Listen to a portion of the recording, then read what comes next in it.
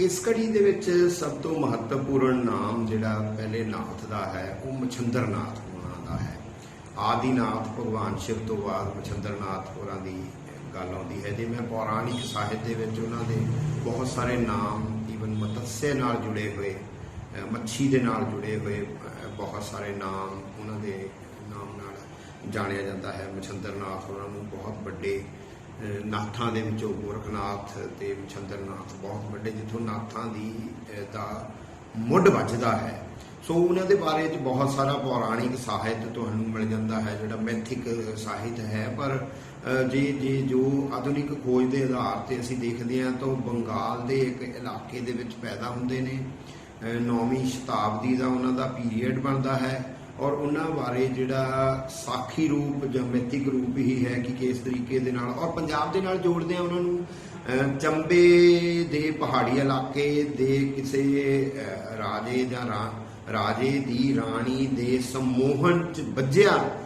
देखो जो असीं पहलां गल कीती सीगी मैं पिछे कि इन्हां दे विच नैतिकता और खास करके औरत प्रति किसी किस्म की खिच बारे बहुत ही प्रतिबद्धता जां ऐसियां मान्यतावां जिहड़ियां नाथ परंपरावां दे विच रहियां ने, जिहड़े काम ते काबू रखण वालियां, जिन्हों सिद्धे शब्दां दे विच जे मैं कहना होवे तां मछंदर नाथ होरां बारे ये कहा जाता है कि ये गोरखनाथ दे गुरु सन और मछंदर नाथ फिर उस चंबे दी राणी दे सम्मोहन च फाथे अपनी ट्रैडिशन तो अपनी प्रतिबद्धता तो किते ना किते दूर हो गए सन।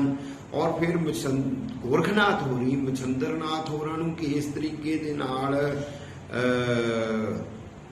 मोड़ के लैके आउंदे ने उहदे बारे भी बहुत सारियां साखियां जिहड़ियां ने वो प्रचलित ने। बट मछंदर नाथ उन्हां दा जो साहित्य है, जो जो उन्हां दा अनुभव है, जो उन्हां दी देन है फिर नाथ परंपरा नूं अगे लैके जाण दी, वो एक अदुੱਤੀ देन है। मतलब घट्टो घट्ट 4 रचनावां जिहड़ियां ने उन्हां दियां मिलदियां ने, जिहदे विच कौल, ज्ञान, निर्णय और अकुल वीर तंत्र और कुलानंद और ज्ञान कारिका, ये 4 रचनावां वड्डे ग्रंथ जिहड़े आ वो मिलदे ने, जिहड़े इन्हां दी जो ज्ञान की असीमता है, जो ज्ञान का खजाना है मछंदर नाथ होना दे कोल पोइट्री दे रूप दे विच। फिर वो जिमें जिमें मैनूं एक लाइन याद आउंदी है कि भूखड़ लगी 12 नाम की, भूखड़ली लागी 12 नाम की, माने भावै भगवत जीरो नाम मारा बलहारे। वो जिहड़े नाम की गल करते सी, असीं 7 नाम की गल करते सीगे, जिहड़े उस एक यूनीवर्सल ट्रूथ की गल करते सीगे।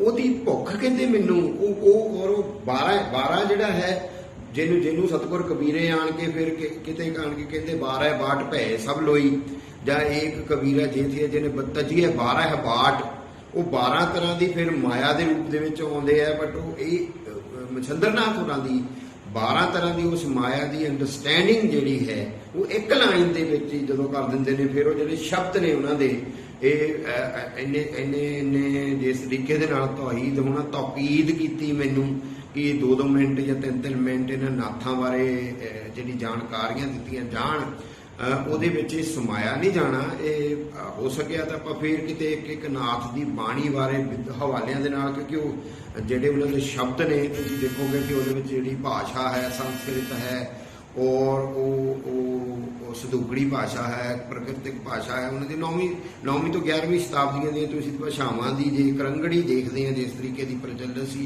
जिस तरीके के विद्वान सन और जिस तरीके के चिंतन चों हवाले दे रहे सन, बुद्धिस्ट चिंतन चों हवाले दे रहे सन, सारा जातक कथावां चों हवाले दे रहे सन, वो संस्कृत चों दे रहे सन, सहस्कृति चों दे रहे सन। तो एक बहुत वड्डा विशाल एक संग्रह बनता है। उन्होंने चेतियां च रखना मेरे ख्याल दे नाल बड़ा मुश्किल है। बट 9वीं सदी दे गोरख तो पहला मछंदर नाथ होरी जिहड़े गोरख दे गुरु कहे जाते हैं, एक बहुत वड्डे अवधूत, एक बहुत वड्डे सिद्धांतकार, एक बहुत वड्डे नाथ, एक बहुत वड्डे चिंतक ਦੇ रूप ਦੇ ਵਿੱਚ ਸਾਡੇ ਕੋਲ मौजूद ने। मैं उन्होंने 4 ग्रंथों के तुहानूं नाम गिणाए ने और उन्होंने ग्रंथों की जो महिमा है वो असीम है, उसकी कोई सीमा नहीं है। इन्हां लोगों नूं तां इन्हां दी एक लाइन सामने असीं नतमस्तक हुंदे हैं।